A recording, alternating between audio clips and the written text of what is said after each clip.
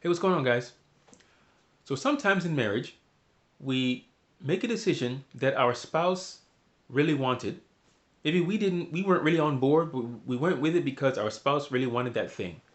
Then you find out later that the decision that was made wasn't the best for you guys. So for example, you choose to buy a particular house, you find out that you don't really like the neighborhood, the commute is much longer to work than you expected, you don't like the daycares around, and so on.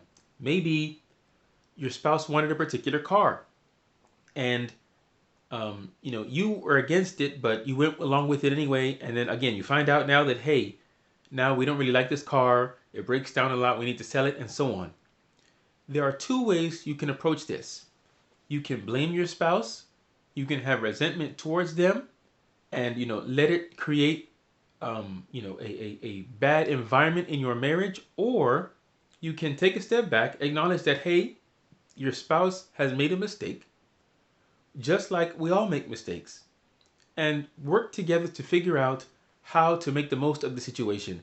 Blaming your spouse really does no good, especially if you've made istikhara, if you've consulted people, and you've did the best you could to make the decision.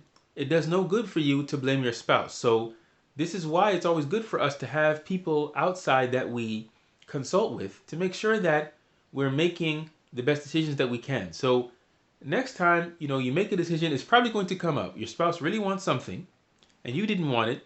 You went with it, and ended up you guys both didn't really like the decision that you made. Don't have animosity. Don't say it's because of you. You're the reason why. We're in this house that we don't like. Or we have this car that we don't like, and so on. Don't have that kind of attitude. Forgive them, and see what you can do to make the most of that situation. Talk to you guys later. Assalamu alaikum.